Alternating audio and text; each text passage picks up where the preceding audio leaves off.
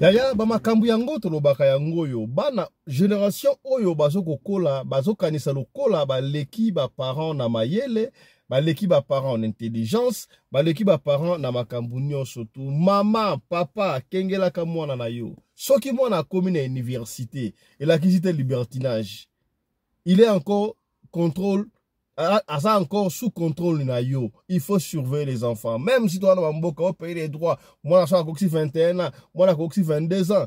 Asana droit aussi makambu oya lobio. Nous sommes africains to ko copie makambu oyo mindele bazala kana ngote tali kambu oyo ekomeli mwana mwasi oyo. Papa fiston beta li solo ya mwana na ngai. Ngai nazali jeune maman déjà. Mwana ngai ya bobali azali na 22 ans presque 23 ans. Moi na sisaki atana université kakare salaka ba azosala comptabilité donc moi na o soka silisi akoke na banque yaya talaka millier bana o donc millier ni mwana na yo azalaka nzoka mwana azwa kisi asomba parfum ya ko attirer ba chéri ye parfum soka pompe yango soka abimi ba chéri bazoko kwea mayanga chose grave tellement ba chéri balekaki aye ko kwea na chéri moko azalaki revenante. Nous sommes ici en plein Paris. Histoire ya pasi pe mawa yango tokosolo yango awa na émission ya lelo kaka na émission ya lelo tokoke na deuxième session na biso likambu ya bolingo mapendo. Okoka histoire autre kotikela robeta comment est-ce que voisine a pu céder et pas ya voisin na ye parce que mobali na ye toujours ba voyage azalaka na temps ya mwasi na ye te. Est-ce que ba papa ata o voyage aka ata ozalaka busy mwata muke ya koluka pona mama ezalaka te tala lisolo oyo ekofungola o mémoire na makambu ebele o ya bolingo o tokosolola awa. Mbote bandeko balandi ya radio loko télévision pokwa elamu okati mbote ya bino. Bienvenue dans la deuxième session ya biso ya masolo ya lelo. Moi je m'appelle Fiston Pelende Tate Sadek, l'intelligence au service de la nation, votre humble serviteur. Partout où vous avez biso, ozala Kipushi, ozala Maniema, na Kindu, na Bukavu, na Isange, partout où na Goma, na Kuala Lumpur, na Burkina Faso, na Zimbabwe, partout, na Suède, na Venezuela, na Istanbul. Yebisa bandeko boko tabo ka histoire lelo epesinga imutu kuswa, je crois, et ko penye pe yo sur makambu oyo bana biso basalaka bana ebele bakanisaka lokola soki akoli bana ya mikolo yo bango bayebi mingi banebe oh je sais papa maman moi je sais hein papa kunyesu munu kezaba oyebi nini yaya oyebi nini yoka lisolo o papa fisto moi na ngai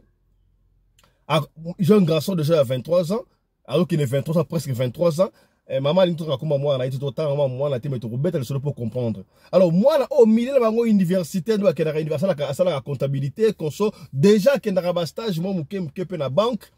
Donc moi là oyo so que CDC donc banque coûte ça arrêtena qui est déjà arrêtena qui est so qui dogi asisi que là si a rokende mbala moko ça na banque. D'ailleurs moi tellement il était doué na classe déjà va fiston banque a qui responsabilité à foutre la moi là haut déjà minerval donc autant là le mois qui déjà et bon ya mike déjà mike banque comment il y a foutre moi là déjà en attendant assis ça bon classe bana ya poto o ba koli libanda folie de grandeur na habité nzamba sunga biso to zonga to luka moyen bana biso ba kola l'éducation na biso ya l'Afrique. Tant que quand moi na nous moi nzoka moi na moi te ba parents pour fungola misu ata l'école secondaire au komona surtout ba ya basi ya basi na école secondaire azuya kela so azana ndaku ozomona lokola mwana wa yebe loko moko te mais makambo basala kana école ndimelange sala kama kasi mingi pona bana oya biso. Papa Fisto na yoka mwana yebisanga no to kende voyage na Lyon na ba collègue na ngai ya université donc moi clique maman ça maman quoi bah que moi week-end moko boyer bah on sala moi 4 jours na Lyon avant fiston na boyer te papa boyer te papa pas moi mbongo mukie oh non to bana ko bomba mbongo mukie to sangre to que moi pique-nique bah on de pique-nique moi excursion mais na Lyon là nous sommes seulement en France n'est-ce pas. Or bango parce que na Paris ok de Lyon c'est pas grave pénable et puis déjà 23 ans bah ça un peu majeur ça va la maman a accepté nzoka mwana kosaki mwana muninga na bango moko webi bana obako libanda bazala ba master bakipara nationalité te agoza na master mundibu agoza na master ya mutamboka mususu machin siko moi master na bango moko asalaki béninois mutu ya Benin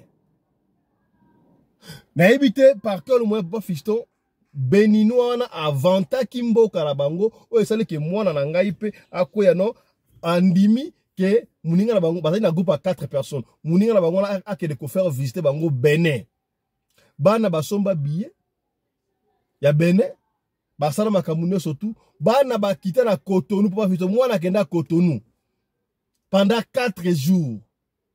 Tangu bakoma kiwana ambiance maman to yoka on dirait ça le kuta donc ezaka solo ke Benin qui c'est le pamba ba jeune garçon na ambiance wana et consort ba kuta na bakisi boye mutora oteka ba ba parfait na nini o parfait oyo soko pompe yango ba chéri ba ko bana rolanda yo donc mon fils était intéressé à son ba parfait wana papa fils là moi je ne connaissais encore rien. Moi, je suis sobi parfait. C'est juste que je suis na France, na Paris. Moi, je suis zongi. Bon, tout n'y peut être. Moi, je suis Lyon. Machin, la kawana. Donc, moi, na immeuble, tu fais dans immeuble, finir sur la génération. Non, mikolo. Allez, monsieur le la shawama, monsieur le la nguba, monsieur le la batembele, monsieur le la fruit de basi bazolanda yemoko. Alors, bana bajet, wana ndak pour fisto, moi la comporte pas normal. Au son la moi normal, moi la comportement a besoin mon té. Nzoka moi la za ko beba. Samedi moko songolo bakenda na boîte. Yena bandinga na ye taya bakena boîte mwana na isir na makambu na ye webi yango papa fisto na regretter tango no baka po bana nga batala kayoti mais siko ya partie ya makambo esala papa fisto tango ozo beta lisolo boy bayoka kalingana bana wana akoka lingana a comprendre tango no baka bazwaka mwasi ya mutute na donc en fait balingaka mwasi te na kati ya boîte de nuit. Moi, si balandaka eti na boîte de nuit, ata azongengande, ata azotakata, et surtout, c'est comme air moko tardif, et ça la très dangereux. Papa Fiston Nzoka, jeune fille moko ya kitoko bien, alula mwana ngai.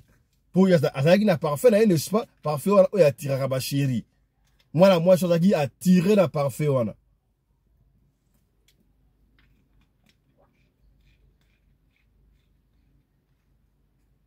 Excusez-moi. Moi, la a tiré la parfait. Moi, la a loulier. Moi, c'est jeune garçon de 23, 22, qu'on soit à 20 ans. Moi, ça lingi au monde. Et moi, ça linganga. C'est que moi, on a dansé. Ah, bon, il ba tambol la jeune fille, wana bou. Moi, la route à zongate, ba kenda. Ba passant nuit ensemble. Moi, na aeko zonga. Moi, na aeko zonga. Ça, ka ba tongo wana.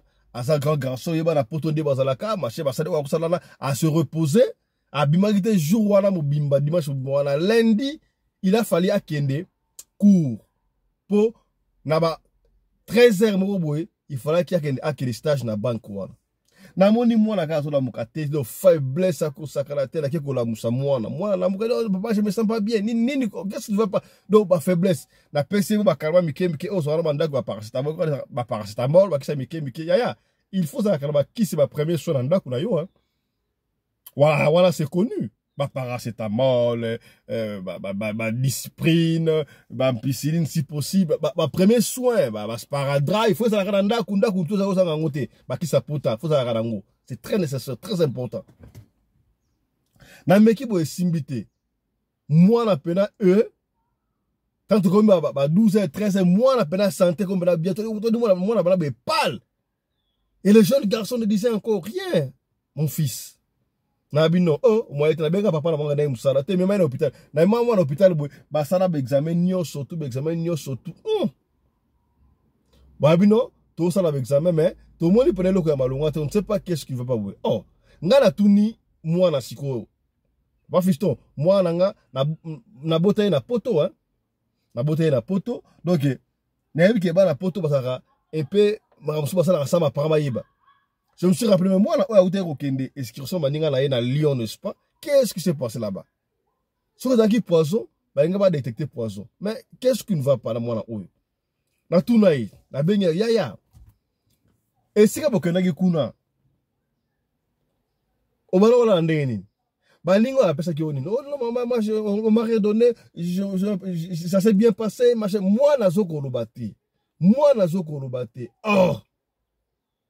Il y a des fois, Baninga Moussouba Sauvaka, tellement il était malade, qu'on sort, donc il a bien un camarade maladie.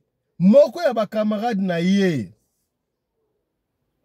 Tango ye, l'hôpital, pour attendre la mninga na ye. Et coïncida qui, je ne sais pas, na bima qui, na ye peut-être na qui ne se soulager, je ne sais pas, quelque chose comme ça. Mais tant que ça, qu'il y a na bima, na kuta na camarade na ye na couloir, a joué à peu près au temps là ye. Na ye bien, n'est-ce pas? Comment tu vas, mon fils? Bino dirban, Bino Lion. Qu'est-ce qui s'est passé là-bas? Oh. Et les garçons s'étonnaient, maman, tu connais qui Lyon? Nous sommes allés à Lyon, quel jour avec qui? Mais vous n'êtes pas allé à l'excursion à Lyon? Non, oh, maman, tu connais qui Lyon, tu connais qui Cotonou? Mouninga na biso à Cotonou, Mouninga na biso à Béninois. Oh, vous êtes allés en dehors de la France? Vous connaissez Cotonou? Oui. Binobana Mikolo. Et qu'est-ce qui s'est passé? Dis-moi, je suis ta mère, parce que ton ami est sérieusement malade. Hôpital est sérieusement malade, ah, moi je ne sais pas. Il faut bien poser la question. Moi je ne sais pas. Moi je ne sais pas. Ah! La Kotakuna, moi la sa maladie, au gang il a été papa fiston, Talibou, il a dit, mais papa, vous êtes allé à Cotonou. Jusqu'au Bénin, tu m'as pas dit, tu n'as pas informé les parents. Pourquoi? Il a fallu nous informer. On allait prier pour vous. Nous sommes les Africains. Tu sais que au Cotonou, na Bénin kuna, et ça ramakama mabe, il a kisi kuna au sakanate. Ça va y kisi kuna au sakanate. Moi étant maman, na moi qui moi la réaction à qui madame, c'est que moi la ça on a bêté. Na tika on a se maîtriser. Tangu papa yé. Na yebisi papa makamboana.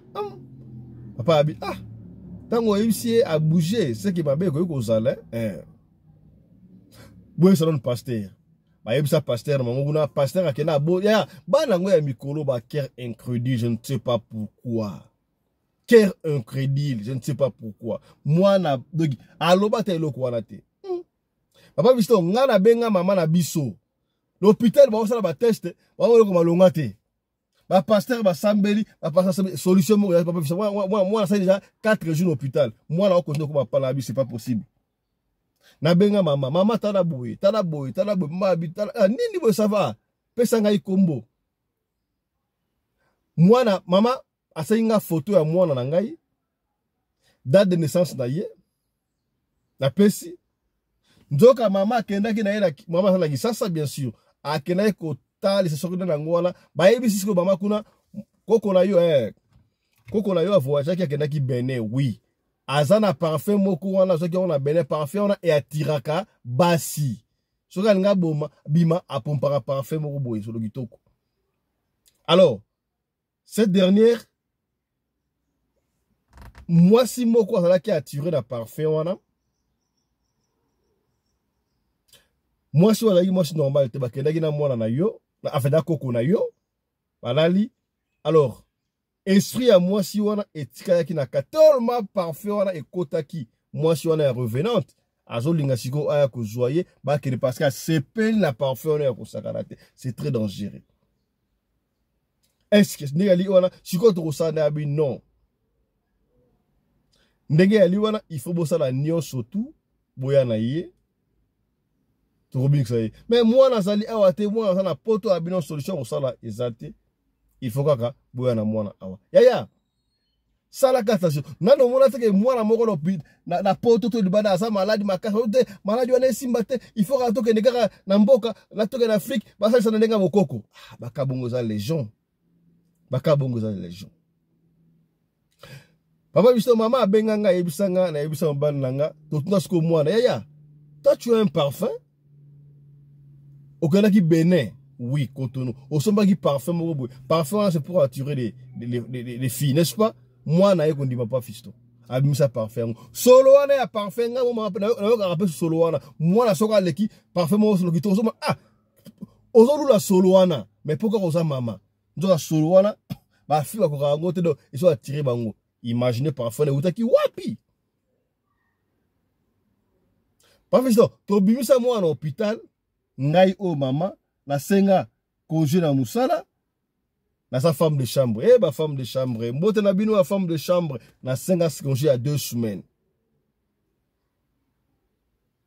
tokenda Kinshasa yo kaka tangu to na esaki ba camarade na ko de gisasa pour malade mwana boy ote kende ka pa pasteur walesa kende pa pasteur walesa robika moi pene bisa bango te to kende makamba o sika moko songolo te na ndo ndibaka ça doit comme na ko kende pa walesa marché na ndimika ndengwana mais tangu to kompa fiston moi na koma ki presque à l'agonie to kenda na ebite na beka e prof bango zakana o prophète on na ndukuna ba sunga mwana nanga papa fiston ba longola esprit wana ya mwasi wana elongwa ba bimisa yango na ndenge na biso ya bokoko papa fiston tout ça là 2 semaines mwana nga na Kinshasa tozonga siko mwana sikobu aza très bien mwana alapa na bendai matoi mwana komena ba dongé déjà abima na ndaku akele ko ndaku wa epo mwaka tuku bianza mwambonga mike wala ko zwana akatoni déjà suffisant soka sisi classe bien à cause monge belé banka wa fute monge belé par rapport ndenge ya zozo wana ba fitali solo oyo ya ngai experience bete yango pour le experience na ngai ote ya bana misusu ba parents bon se sera trompé na âge à mwana o mwana ko 22 ans o 23 ans mwana ngabi matin bana ba mananda kundenga papa mbate parce que makam o bana ba osa libanda ils ont pesa biso mutuku so biso ba parents tala lisolo ya mwana oyo yango na studio awa na sana ba honorable na pesi maloba epa ya honorable mama Sarah Fifi lecture na yo pona lisolo ya mwana oyo omoni yango ndenge ni bana ya mikolo ba makambo nyonso to parfum ebenda ba chéri ko kamwa honorable maloba boga yo. Bonjour honorable président, bonjour papa Anderson, bonjour à tout le monde. Na PCP bonjour na mkonjambo ka papa Fachi na mama Denise ba bisou na bino nyonso bosikoyo makambo ya mama na biso na France donc bana awa bazo beba surtout mwana soka za kireye trop mituna yango moni muninga akiko meme na bene seke basolo la kaya buzo bana muninga ne yango wana ou bien amsosa kotaki loge à partir de l'école la banque d'université ou bien la musala batindi nombre ba fila ba ngobima la banque siko ba pesa nombre siko soki ye beauté zate basi bazo yate il faut ça la mo grégé basi bando landa out parce que na bandi pena nguyate ya kosala poaza la bambongo ebele opesa ba momi yango no moniale na ba fia immeuble bazo le kadada na sima ya biloko wana parfum donc muninga wana aya moto masolo ayebi masolo yango munya bon toke na Benin toke luka solution c'est que muninga na sala rango yango wana bana soka za na camarade pe kisa yebi tuna si ba ko simbisa na loka ko simbisa te potango ya oke ko koto e muninga na Beninois azoke ndiko sola masolo ube muninga na pe baza bango bataba milliers ali muninga isete talanga na sala eboy po ba momi ba yebeli parce que ba katela ki yo 10 il faut 10 au sana moite nombre wana po ezala bien mais et ça bien quand même aza maman mo aza féliciter aza courageuse akeiti mboka akeluka solution mwana ne pe mwana biki aza mama moko a félicité mais aza mwana mo mabe ndenge aza batiki bongo te ndenge asa bandi boya bani mabe il faut bandi kolandele ti suka po akobeba lisusu akotika te mama wana aza awa koyoka biso mama apesi solo azolanda yo mama apesi solo azolanda yo loba na ye problème te eza problème te po bango babanda bongo okomona na age moke boye asa bani makaba minene boye donc ndenge aza na kocho toroute makolo asali eloko mwa monene ondire mokolo ake meme voyage mosika boye baparent bayebi te bo sikoyo soki akomi tata avandi na banke wana na banke kuna bafumba nkita okuta bango bato besimbasimba feke ye akozongela nzela na ye ya kosimba akochange yango sikoyo direction mbala oke bene te akoto ya mindele achange direction so pasa kotaki ya bango ya ekole ya mike ali batindaki pratique wana yango monaki sa pratique wana pona age na ye aza besoin basi balele ya 100% te ya ebele emso aza copine no batanga na bango kuna siko tango alingi akoma mwasi ote na ba parfum esa la tirance c'est akomena niveau nini batindi emso na mutu bon aza mama na ye bilo mususu face réservé akoloba te emso mwana pa fongola nyonso mama bombi mwa ndambu eza ngo gravité mais aveyaka sikoyo puisque akotika te omoi demande nga sa captivaki ye bakolandele suka ti na butata na ye omona ka akoli boye azongeli yango po bato bazongeli nga nayebi mwana mwasi moko tokola azalaki na bakisika mikemike ya bobokoko wana ba 18 ans aolinga tia batata azalika na biloko ya bokoko nano pire nga mpenza apres wana akenda Nigeria ndenge ezalaka akesomba biloko ya babene bani yale pa ake kosimba ntango ake simba yale ndenge bapeselaki condition ebeti aningana epela motu mpenza bino so oyebika aningani malgré yake ya 2 jours bake basalisi akoma bien naki mokolo mwana mwasi na baloge ata misato akota po aza swafeka ya mbongo aza swafeka. Alors, honorable. Mama alandela malembe. Oh, mwana zonga te. Mais c'est très difficile bana oya libanda oyo awote bana poto oyo. Mwana azongo na 23 ans déjà ko mukolo ba contrôler sous te non? Te ya problème te conseil tozo ango malembe. Ndenge eza wana conseil tozwa malembe ezala nango okoloba leo na boyi lobi na boyi mais ye ndenge azala na sa mati nzete asendi munoko azalaka nango soki azalaka munoko na ndako mwana na kotiela mama na yesu munoko te mpona mbebo asali ya makasi ozala nyonso baoloba bazofaka nye ndenge azofana nye so ozoloba na mongongo ase abanda oyoka malembe akochange ke papa vie eza molai soko ozokende prince okoekurte vi na yo kende malembe molomolo po oyebi lobi te po baplace mosusu okelokota basengi famille bakoloba no teke boma mama non pesa liste kobotama combien 4 mama azali papa aza komona bo banani yo po pesi esili d'accord bakomela papier c'est tout bakoloba eloko te ntango baobanda kolia bango bakosenga autorisation te. Oh, basenga autorisation te balia mama ndengo wana. Baolia ko, baosenga autorisation te, baosaba sacrifice basenga autorisation te. Eza emso bakoko informer opeka ke mbalo yo mto sa sacrifice ale misu ebimio. Parce que ndenga kende ibene azonga kiso mutu ninga na kiti. Camarade wana kwa memi na kisa bokoko. Emso bakoko lese pe kindoki Mama linga vanda ka kumko lia bango surtout ya kimukolo za mape makasi. Puisque bapekisa mutu nga kende ya uti. Ke apangi taza mwana timba makasi asakati bibali. Ya ça peut-être na cadre gara parfum ba chéri ba jeune garçon non ba chéri ba ndangai. Plaisir viral sans viral. Ba hollandais ko faut la motifiti. Il y a zangi copine, ba kolia. Bana awa mindele ba kipa botete, so ozano ka tendre bozara bien alingi yo. Soko ya zanga yi mwasi yanga luka ki azwa ebele okisi wana ubandoko donc mwasi osa kopema ngo amutu pete falando ata yo dragete mo ya ya bilo mo ba mikolo mba osala ona tanga kala o ya mo kasisa université na kache aza bambongo ta bezo mama mo ba boko la kai ba ya na mbazo ka biloko wana tala aja mwana wana kilusimba biloko makasi bu biloko makasi biloko sa nela te. Merci beaucoup honorable. Honorable commandant Congolo Anderson de Djobou, mon ami personnel. Il rappelait Ngatang Wakala, Tugana Kozowa Kisiboye, et ça a un mouvement vague. Oh, Kisi, Bakata Osoki Johnny Cowboy, Bakata Osoki Koko Simba, ou Boake Lamba, ya, Massamo Bakata Koko Simba.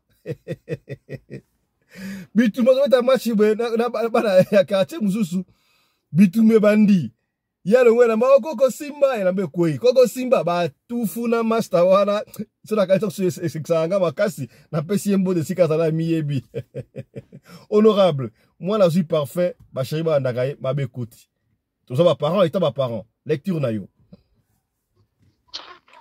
Voilà. Bonjour honorable président Fiston Pelin de Tata Sadek, mon ami personnel, le patron de la presse congolaise en Afrique du Sud. Ma fifi Losako. Donc, ça m'a monté ébélé avec amour et respect. Na maman Rina Pelende, maman Oyo Akabaka, koleka maman Denise Nyakero, pe koleka maman Olive Lembe. Honorable président, Nayoki, histoire à maman Nabiso, Nayoki, intervention, ya maman Fifi Oyo Abiso Akati. Et ça, il y a ma passe étant que parent. Maman Oyo, elle a faire face à la situation moko Oyo yé moko azali incapable yako digérer ou bien yako gérer une solution. Nous avons assumé quand même pourquoi moi on a intervenir, mais à niveau il y a France pour Israël maman azali, tu condamné été. Pourquoi j'ai dit ça? Biso wa parents, tous on peut savoir na éducation, na ndenge na biso, selon volonté na biso, selon souhait na biso, peut selon désir na biso. Bana na biso, bazali okende libanda, bazali okutana na baninga na baona na l'école, bazali okutana na baninga na quartier, bazali okutana na baninga na ba terrain en football. Donc la rue a aussi son influence sur nos enfants. Ezali pasi na monde ya lelo que biso ba parents to contrôler bana na biso à 100%, to pesa bana na biso éducation selon biso à 100%, to orienter bana na biso selon biso à 100%. Ba miso ba bisa ngai que non, mais moi na nzela église, moi na rezo éducation selon yo lingité. Bana ya ba pasteur ou to ba hypocrite minene, bana ya ba maman ba diaconesse ba hypocrite minene.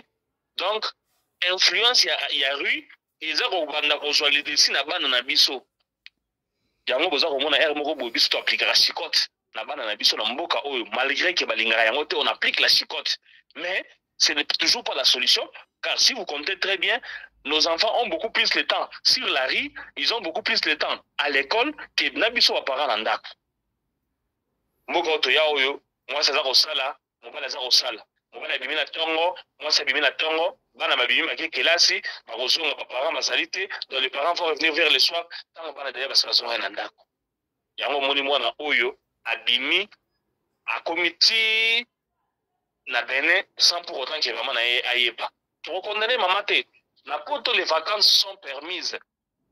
En Europe, on demande aux parents d'amener les enfants en vacances. Moi, je suis à 18 ans, à un droit, il y a une place pour les vacances. Il y a un sang que les parents n'ont pas. Donc, maman, Oyo, a mis le soleil, moi, n'aille. Tous à la place, moi, tu es condamné. Ma belle, si vous êtes comme moi, n'a accueilli mon sika. Ndenge honorable président, il y a le bien, biso na boumou na toke no katsa bakamo, ya lukuta.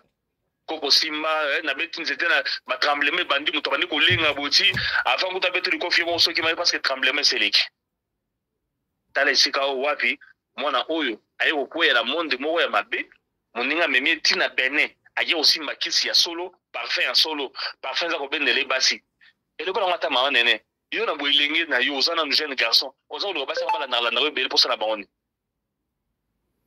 hein tala sikoyo ayekoya na ndunda bololo ndunda baliaka te alati alie na bomoto alati sikoyo na nzoto na molimo Dieu merci koko na bango akende kosala kotalisa pe esengi bakende pe abiki mama yo mutu oza kolanda biso oyo ezali radio lokolo tv soki toyebi so ke non tokondane yo wana toza bato malamu te tozokondane yo te me ndenge mama fifi alobi wana ekosenga oyo sikoyo mosala makasi obanda koconscientize mwana olakisa ke non nzela ozolanda oyo obiki na liwa kozongela yango susu te yebisa eke non banzela mikuse oyo efutaka na yango te azala na patience basi bayaka na bango basi baza ebele na mokili baleki mibali na ebele alors ye awela na eloko moko te soki alingi azala polygame abala basi misatu 5-6 soki akomi na mbongo avandisi vi akobala bango bamisuku to babanda epa na ye bango moko me atika makambo oyo ya kokota bandako ya nganga atika makambo babisika o parfum o chance o porte-monnaie magique o alanda banzela wana te akoya kobela liboma alanda banzela wana te akoya kokufa donc mama yo banda koprépare kokomisa enemi na yo te kozala trop méchante envers ye te mais kendanga ne toujours na baconseil banda kolakisa ke non mokili bato bakendaka malembe bazwa pe mokili bato oyo bazalaka patient bazwa lakisa na forme wana au fur et à mesure azokola mpe oyo continue opesaki baconseil oza koassocie yango mpe na nzela ya nzambe ekosimba po soki osali yango te kaka ndenge mama fifi oyebisa yo awa yebake milimo wana ekozongelaka lisusu na nzela mosusu peut-être oyele na nzela oporte-monnaie magique oyo te koyele na bachambre noire alors mpona kokase yango il faut yo komisie moninga na yo obanda kopesa baconseil olakisa ke non bawela bazanga bakenda mbango baeshua donc alanda nzela ya calme ya nzela ya mokuse te alanda nzela oyo nzambe jour ezali na nzambe abongisa étoile na ye ekopela mpe akoprie lelo ofison pelende tata ya sadek na mamaki na pelende baza kosunga bato awa na afrique du sud okomona mpe boye oyoki nzambe akopambola ye mpe aye awa abandi kosunga honorable président nakopesa bato badon mpona nini parce que ekozala na nzela ya malamu. Merci beaucoup. Merci beaucoup mon ami personnel le commandant Kongolo Anderson de Djobour la voix digitale. Ceci nous amène à la deuxième partie de biso ya émission. Toyoka kabalobaka mwasi azali fragile, il faut la protéger, konsobatika ka mwasi te atambola bon tabaye moko. Est-ce que tu as la émission est-ce qu'il faudra couper ça mwasi mbongo ya commerce avoyage ka libanda bayike babaki te mwasi il faut ça pembeni na yo pour au contrôle kaye comme c'est doit kasi oyo komi oyo soki pe ata mwasi aza pembeni esengeli bino bale bosala pembeni tokaka mwasi azalaka pembeni mo basala doit voyager to mona ka ba couple belé moi je n'arrive pas à comprendre au komona couple mususu donc atinda mwasi na poto yazalaka na Afrique na Kisasa asalaka kuna aotinda mwasi aotinda bana mbongo mwasi sungaka bana donc mwasi asala droit ya vivre te. Est-ce que du fait ya otika mwasi au voyager aka oyaka otika mwasi na Afrique yo kendaka usali ba kop yo kozonga to potinda mwasi na poto yo osaka na Afrique okendaka mutala bango. Est-ce que ba couple wana ba bolingo wana évolue aka? Est-ce que confiance na partenaire ya ki partenaire na bino wana ezalaka kaka? Est-ce que mwasi soki atikali ye moko mwasi soki atikali ye moko akozala na moyen ya ko vivre mwasi sa mobali na ye pembeni ako tricher te mwasi ata volonté ya ko tricher ezalaki te mwasi ata volonté ya ko tricher ezalaki te mais soki posa wana ya kozala mobali na ye komi akokenda te na domestique akosala te mabe loko moko boye te epesi mutu koswa mwasi ezalaka difficile moko mwasi aza na besoin ya mobali na ye po aloba akomona mwa fier moko ezalaka ata mwasi na nzela mwasi soki asepela mobali soki alobi akoloba te po ekolukele makambo il faut manifester kaka salaka attention na bavoisin o voisin yaka kosenga mingi sukali para yo voisin yaka kosala boye landela ngo est-ce que mabe ekoti te na ikoloba mingi te to na histoire oyo esalami na Nigeria bandeko babeti yango esalami na Nigeria eloko ekomeli jeune fille oyo likolo mobali na ye il est tout le temps parti. Voyage na voyage. Makambe komeni mwasi na ye. Toropia faut te pa ya nani. Tolanda histoire ensemble bon honorable ba recommander. Tolanda ye. Je m'appelle Esther. J'ai 29 ans, je suis mariée depuis 5 ans à Daniel, un homme bon et travailleur, souvent en déplacement à cause de son travail. Nous vivons dans un immeuble modeste à Lagos, où chaque voisin connaît l'autre. Parmi eux, il y a Félix, notre voisin d'en face. Un homme discret, célibataire, qui ne parle pas beaucoup, mais qui rend toujours service quand il le peut. Ce jour-là, Daniel était parti depuis 2 jours pour un voyage d'affaires à Abuja. Il devait rentrer le lendemain, et comme à mon habitude, je m'occupais des tâches de la maison. En début d'après-midi, alors que je venais de terminer la lessive, une panne d'électricité a frappé tout l'immeuble. C'était fréquent ici, mais ce jour-là, il faisait particulièrement chaud. J'ai ouvert les fenêtres pour laisser passer un peu d'air, puis je suis allée dans la cuisine chercher de l'eau fraîche. En refermant la porte du frigo, j'ai entendu frapper à ma porte. C'était Félix. Bonjour Esther, excuse-moi de te déranger, mais mon plafond fuit et l'eau semble venir de ton appartement. Surprise, je l'ai fait entrer et nous avons vérifié la salle de bain. Effectivement, un mince filet d'eau s'échappait du tuyau sous le lavabo. Oh, je n'avais même pas remarqué, ai-je murmuré. Pas de souci. Tu as une clé à molette? Je peux essayer de resserrer le tuyau. J'ai cherché dans le tiroir de la cuisine et lui étendu l'outil. Il s'est agenouillé pour s'occuper du problème pendant que je le regardais, debout près de la porte. C'est à ce moment-là que quelque chose d'inattendu s'est produit. Il a levé la tête vers moi avec un sourire. Un sourire que je ne lui connaissais pas. Tu devrais éviter de marcher pieds nus sur le carrelage mouillé, a-t-il dit doucement. Je n'ai rien répondu. Son regard m'a troublé. Pas parce qu'il était déplacé, mais parce qu'il était différent. Il y avait quelque chose d'intense, un éclat que je n'avais jamais remarqué auparavant. Pendant une seconde, l'air est devenu plus lourd dans la petite salle de bain. J'ai détourné les yeux, mal à l'aise. Je vais chercher une serpillière, ai-je dit précipitamment. Je suis sortie de la salle de bain, le cœur battant plus vite que d'habitude. Que était-ce que ce sentiment étrange qui m'avait envahi? Ce n'était pas de la peur. Ce n'était pas non plus une envie. C'était un instant suspendu, un moment de trouble que je ne pouvais expliquer. Quelques minutes plus tard, Félix avait terminé la réparation. Il s'est levé et a essuyé ses mains sur un chiffon. C'est réglé. Normalement, ça ne fuira plus. Merci, ai-je répondu, en évitant son regard. Il a hoché la tête et s'est dirigé vers la porte.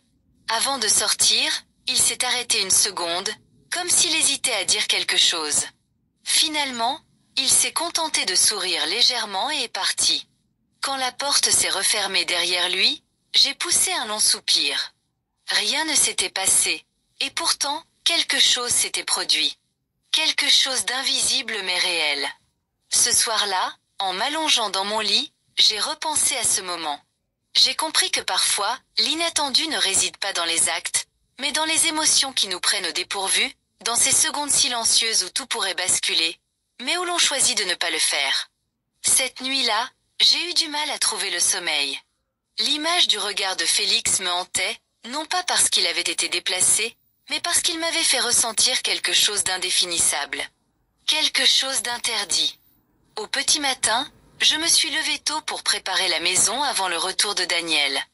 J'ai essayé d'agir comme si rien ne s'était passé, comme si ce moment étrange entre Félix et moi n'avait jamais existé. Pourtant, chaque fois que je passais devant la salle de bain, mon cœur s'emballait légèrement. En fin de matinée, alors que je balayais le salon, un coup discret a retenti à la porte. J'ai figé un instant, puis j'ai pris une profonde inspiration avant d'aller ouvrir. C'était Félix. Bonjour, Esther. Désolée de te déranger encore. J'ai oublié de te rendre ça hier. Il me tendait ma clé à molette. Je l'avais complètement oubliée. Oh, merci. Je l'ai prise en évitant soigneusement de croiser son regard. Il n'a pas bougé.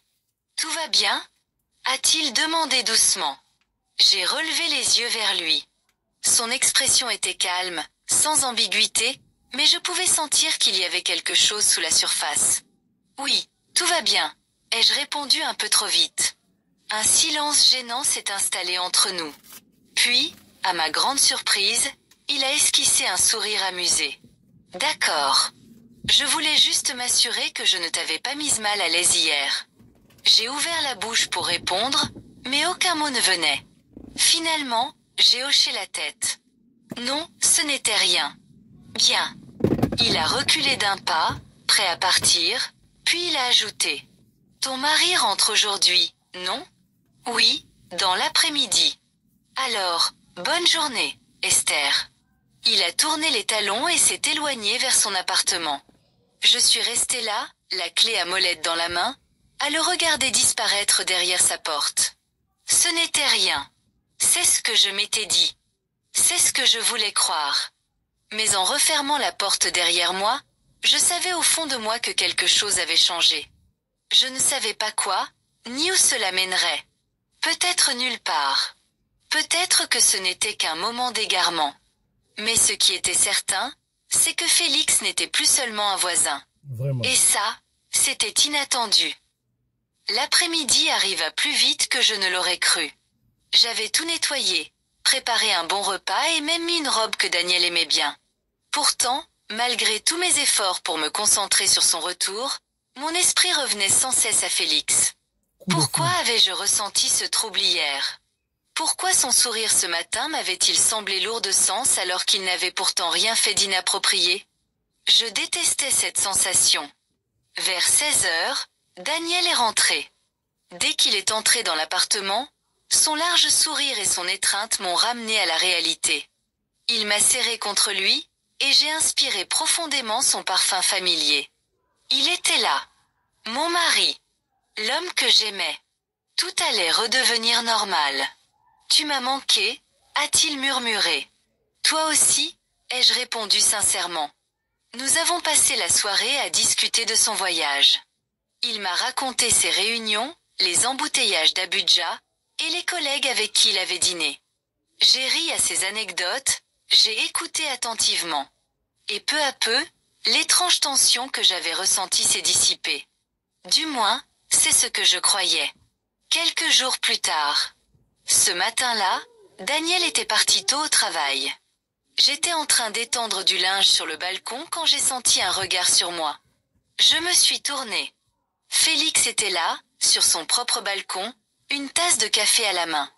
Nos regards se sont croisés.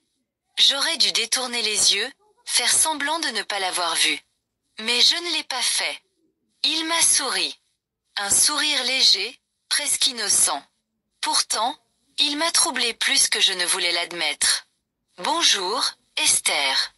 Bonjour, ai-je répondu, ma voix plus basse que prévu. Un silence s'est installé. Ce n'était pas un silence gênant, mais un de ceux qui pèsent. Comme si des choses non dites flottaient dans l'air entre nous. Finalement, c'est lui qui a parlé le premier. Hier soir, j'ai entendu ton mari rire. Il a l'air d'être un homme bien. J'ai cligné des yeux, surprise. Il l'est. Tant mieux. Il a pris une gorgée de son café, toujours en me regardant. Bonne journée, Esther. Puis il est rentré chez lui. J'ai expiré lentement, réalisant que j'avais retenu mon souffle. Pourquoi ce simple échange m'avait-il semblé si intense? Je secouai la tête et rentrai à mon tour, déterminé à ne plus penser à Félix. Mais je savais que c'était un mensonge. Les jours passèrent, et pourtant, quelque chose en moi refusait de s'apaiser. J'avais beau me convaincre que tout allait bien, que Félix n'était qu'un voisin comme un autre, je sentais une tension invisible s'installer entre nous. Je n'en parlais pas à Daniel, bien sûr. Comment aurais-je pu? Il n'y avait rien à dire. Rien ne s'était passé. Rien, sauf ces regards furtifs, ces silences lourds, ces instants suspendus où je me surprenais à retenir mon souffle sans raison. Puis, un soir, tout bascula. Une nuit trouble. Daniel était rentré tard du travail, épuisé. Après le dîner, il s'était allongé sur le canapé et s'était endormi presque aussitôt. J'étais restée un moment à ranger la cuisine, mais je n'arrivais pas à trouver le sommeil. J'avais chaud, et la maison me semblait étouffante. Je décidai alors de sortir sur le balcon, pensant profiter de la brise nocturne. Je n'aurais jamais dû. Car il était là. Félix, debout sur son propre balcon, une cigarette à la main. Il ne fumait jamais. Je le savais, parce que je ne l'avais jamais vu faire. Il tourna la tête et me vit. « Tu n'arrives pas à dormir ?» demanda-t-il doucement. « Non, toi non plus, apparemment. » Il haussa légèrement les épaules et tira sur sa cigarette. Parfois, la nuit est plus bruyante que le jour. Je ne savais pas quoi répondre à ça. Pourtant, au lieu de rentrer, je suis restée là, à le regarder.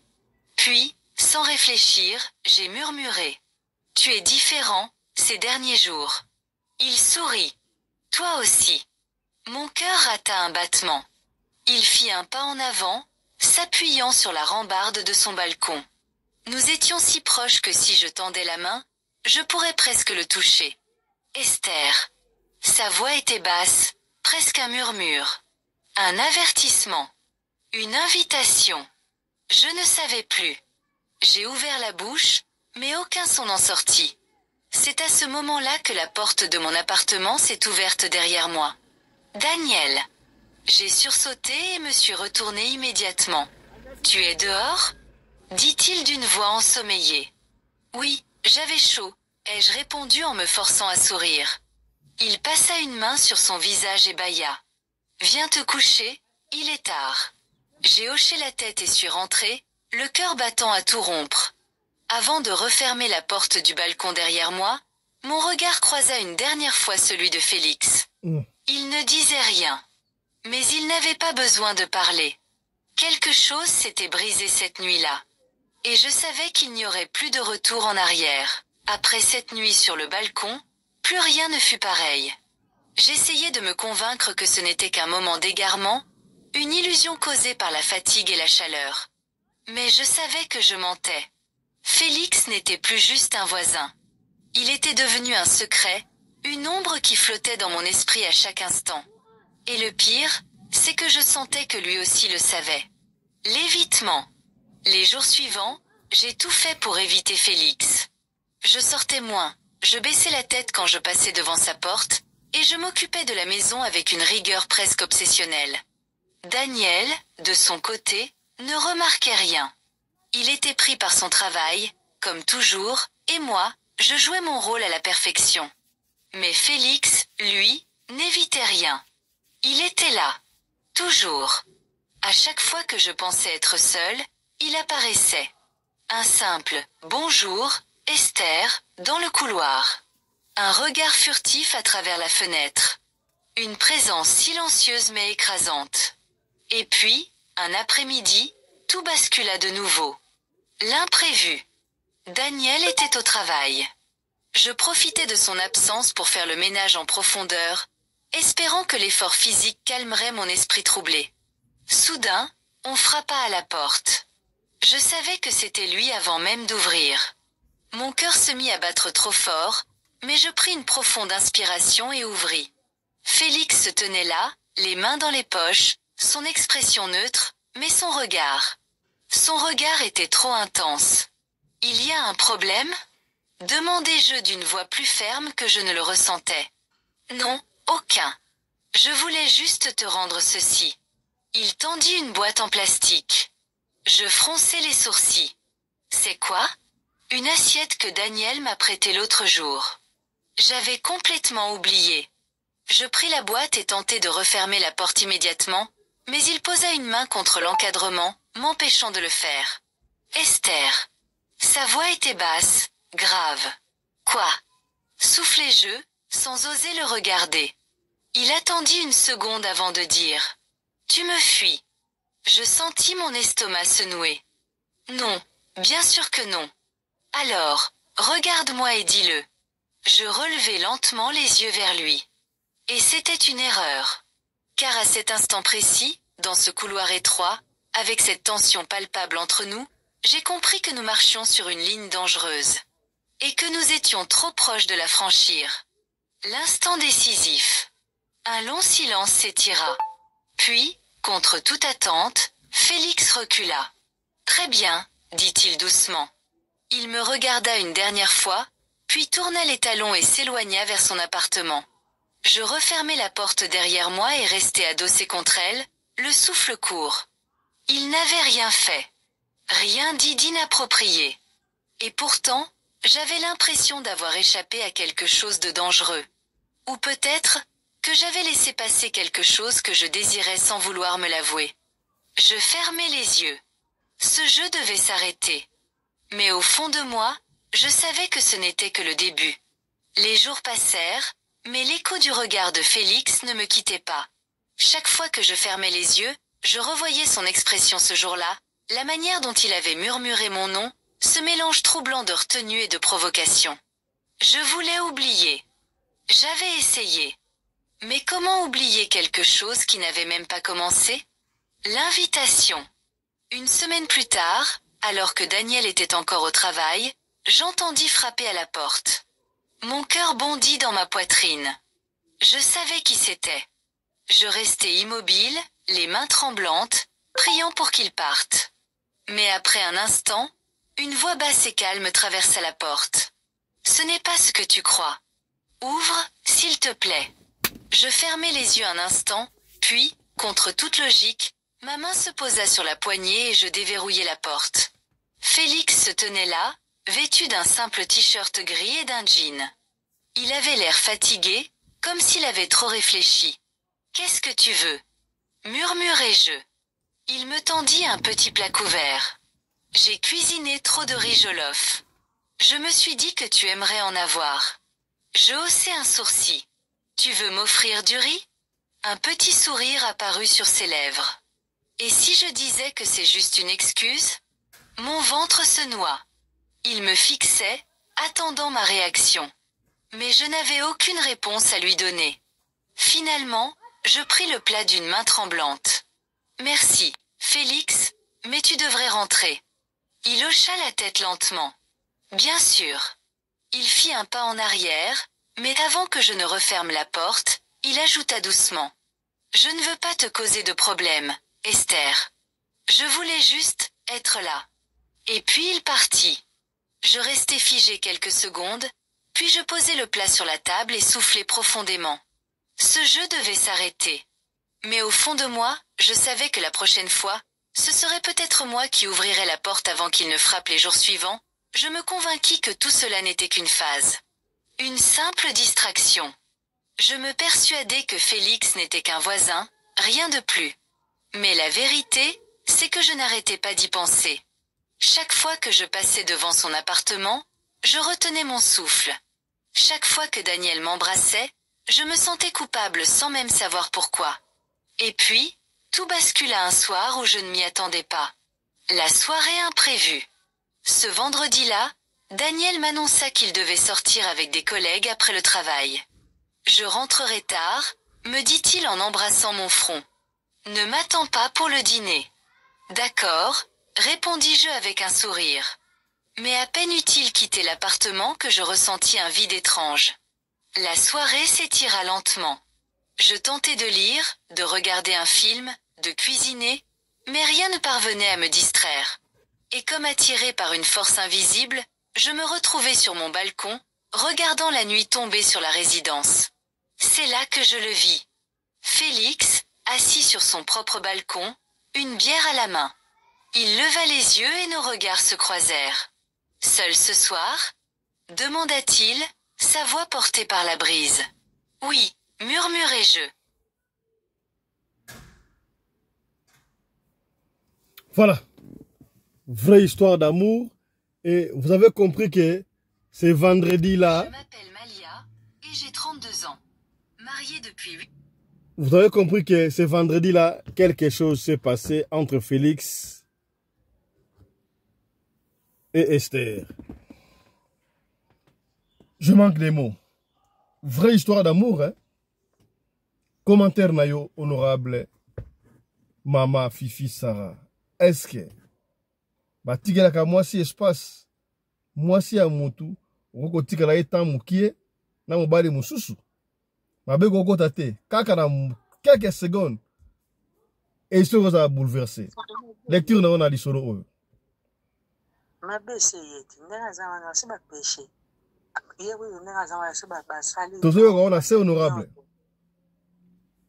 na ndenge aza wana basi basali kutu nyonso bapeshe pena ya makasi puisque coup de foudre oyo ekotaki bango na kati ya dushe mobali atombola ye regard ezalaki ya somo ozomonake mosi azolala esu te aolala te bongo mobali moto aolala pe te. Donc il s'agit kaka moko na bango azwa courage bilamba elongo na nzoto ozomona biloko yango yango wana mwasi confiance kaka coup de foudre wana nana ye sango makasi tango ye sango makasi ntango bakokontinue kovanda voisin ti akokiti kalba ozomona. Mais à qui revient la faute? Faute de ça, mobali. Il y a Yemoko Esther pour permettre à Tawana, il y a comme on a Félix, comment? Il est automatique. Félix et Esther, ils sont destinés à ensemble. Peut-être d'acquérir au bas la Daniel. Moi, c'est il fallait éviter. Moi, il fallait éviter pour Baba Foisent. Moi, c'est à la moto, moi, éviter. Moi, je vais éviter. Le coup, la moto, mais c'est qui? Et c'est là, il faut passer à l'acte. Ma belle soukoyo, yango wana pa moto, mais qui? Il fallait non moto, mais qui n'était. Moi, quand je vais jouer ça, comme ça, moi, pas bouge. Mais ce que baza wana na mobali na ye moto, mais qui? Pour kaso abimi na balcon, on a peu coup de foudre et abimi. Mais ce coup gagné. Vous avez dit que je suis salami. Non, mais baza wana soit moi aussi.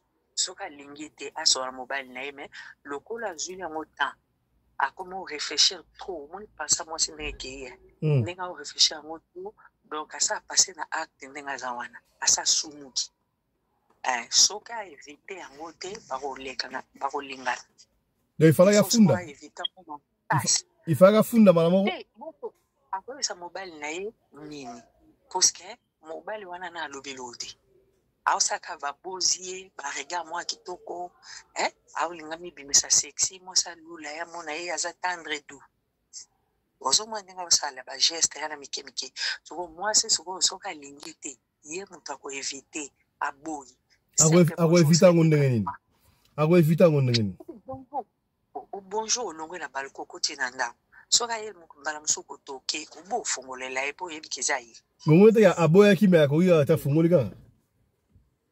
kaka c'est pour montrer mais c'est qui je veux pas casser na acte té pas sumuka té abi maman c'est ma bébé na msuma okanga ba wanyo jogo fait ka lingi libala na ye il faut éviter voisin wana na ba masolo na ba bonjour wana ba no kimai pour ça à longue on ka moi 3-4 jours ba au monde na kazo kima akomo kima ba regard ou ba kala na kata misu wana et si les kati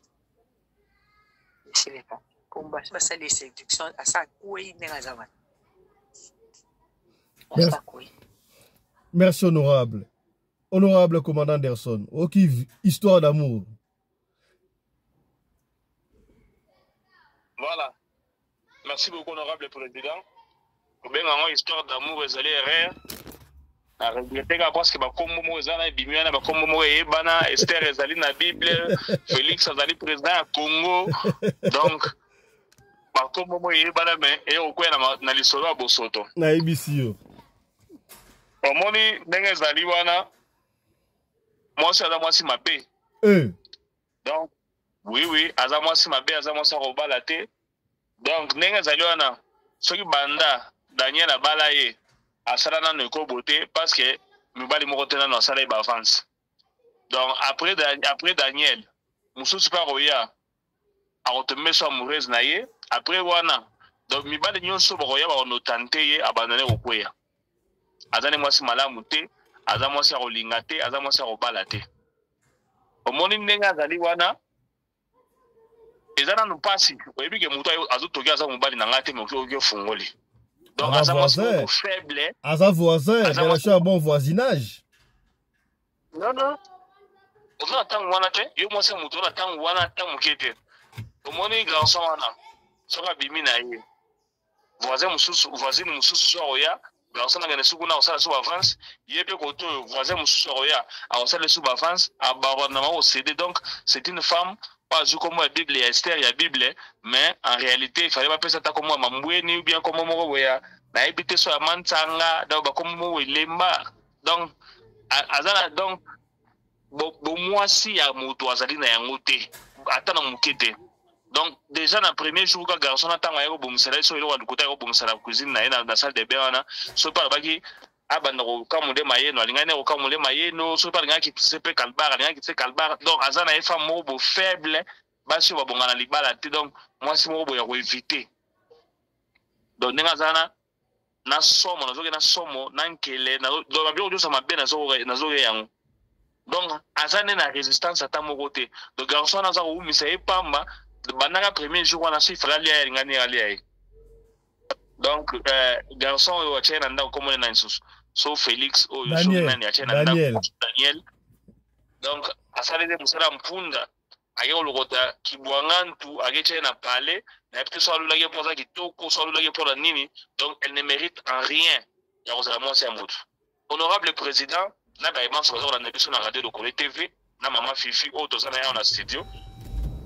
C'est impossible. Mobali avant dans la mois 24 heures, c'est 24 heures. La bandeli, c'est impossible. Mobali avant dans la mois 24 heures, c'est 24 heures.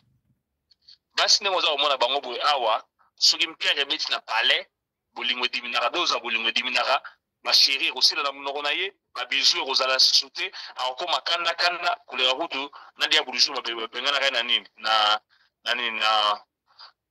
je vais bien na paradis so na le so peut-être bien na to ba répéter donc azali je ne sais pas comment dire ça na éviter donc moi si ceux qui m'ont pas les athées yo mala moko cédé et ça passe honorable président ngazali boya mais ba nso tsa na basa na même bureau attention parce que na mama si na ba on a même compagnie o bona ki o aza côté na yo pas à côté na ye mais bino parce que mibali bazate il faut bien beaucoup na masenginya donc bino parce que mibali baza ko pesa bino espace mibali ako ne musala yo tikali mibali utaza peut-être que na yo tata banzela mabete mais il y a tikali parce que espace on est tikali allez il faut ça les kobo est-ce que mibali faut faire na ndako pour surveiller non toutes les femmes mariées au monde na baso batama na banga mibali ko batela libala na bango baso non seulement ko banga nzambe mais ko batela libala na bango et ça fait que mibali na bazala ndako à temps plein boliani bolatani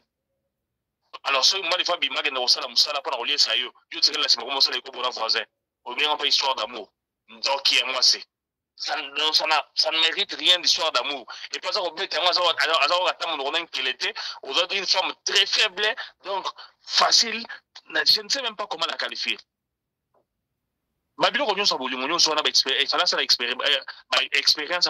nyoso bolingo na mbali nae alors tant que mobile naie parce que mobile nazalité mobile tout le monde abali ko séduire yo donc so ba déménager ba longo place wana ba ke côté mususu pe mobile mususu ba ye a recéder naie parce que yebisa ntine ya kocha mwasa bonanda ko zalini o penda wa ke non Daniel asala musala pamba musala mpunda donc o ka penda ke donc eloko te asala eloko te abali penza molaso bula wa yo donc une femme faible une femme facile mbe yazwa ke na palais nazala taira zi problème mbata bazo calculer ba risque te donc mobile ya biso ya reta ali ya profiter akena maluma que de séduire garçon wana garçon na yeba na et puis garçon na yeba ya na popete dans les fois pour moi ça ko ici maele donc on rappelle que non 7e bête après les crapauds à mon amoisseur bazo mon mode na combo expert ba changer combo merci beaucoup. Merci beaucoup, honorable commandant Kongolo Anderson de Djobou, moi-même personnel. Voilà, mesdames, messieurs, à moins que honorable Maman Sarah, que m'a baxé là, on va finir par ici. Commandant Kaya de Bissaka, vous commandez ça, bon, commandant de Bissaka, coup de foudre, mon ninga, coup de foudre, des solo jalousie, coup de foudre, petit, télécoté, c'est ça. Ye mobile nso bazaka Balthazar son côté ni akesa longo ba côté wana nga on a encouragé à expérimenter nan expérience wana comme c'était on déjà ça bimina voyer et ça la tout comme ça à aucun repère ça après c'est belé était pas comme maman expérience que bato ba batalokuta lingeni ngati eza na oka coup de foot eza ndema eloko sofoko meka mais soko meki ndengo amba liboso et puis comme habitude hein. Et yango koma na habitude akosala liste ndenge ezali wana abandi na yo wana voisin mosusu mpe akoya akosala susu akoexperimente ti akomi ne mpe bula wa yo mwasi malamu te oyo amekamekaka nzoto nyonso yaki akisharge amekamekaka nzoto esalama mpona ezoka elobi na mopao esalama mpo ezoka bozoba bando kobatela yango tiwa abatela ngo mpona Daniel ya Biblia ya kutane na pula mabe voilà obatela mpona nini abatela mpona nini nga mpona nga batela tasakasaka nango za nzoto omoni omoni babiloko oyo eza babiloko bato baza kovivre mikolo na Kinshasa histoire mo eza korenye wana mwasi ya paster bazalaka na paster na ndako bavandaka na paster oyebi ke akomi kobima na mobimbi jour mosusu marie ko paster aye alalika ndenge alalaka na kiti wana ye mpe akei paster alamusi paster akela na chambre ye abimi na salon akati forme akomi kosolola na mondimi appel vidéo tacle nzoka paster kuna place alalaki ayoki moto azoloba na sekondeni paster aye afongoli porte malembe akuta bango appel vidéo paster abotola telefone boye mondimi na ye paster akomi komenase mondimi alobi na mondimi ke non ye il faut asala ekanayi mondimi abi kutu ozobeta kutu libanda yo oyebi kutu te ndenge eza boyawa naza na bafoto na bavideo ya mama paster ebele ya tacle ndenge eza boyawa fo pesanga $40,000 aucun contraire na opublie yango paster abi nini na minute oyo nazoyebi so boye paster meki ke ono asala mbilinga bo mondimi atie po akimi me apublie déjà bafoto ndambo ya mama paster oza nango bafoto ezali bavideo nde tozwi te yo ezakaka te yango tokosongela yango na émission na biso ya lobi donc demain ne ratez pas donc lisolo wana ya paster ezongela biso lobi awa avec image à l'appui epele na mwana classe mosusu étudiante babimi na professeur azofilme ye donc mwana mwasi étudiante ya bolole andimi professeur afilme ye mais aboyi professeur alibéré na kati professeur alibéré na kati akotisi zagi olibéré na kati afâché mais image na professeur azala professeur pas publié donc bango bafille yango ya Kinshasa kuna donc basaka na culture ya préservatif te nazoyeba te eza nini balinga yango te esaka yango bien te bayoka yango goûte comme blole voilà tokosolola yango na session na biso ya lobi. Allez, tosuki awa, portez-vous bien, santé de fer à tous chap chap et ça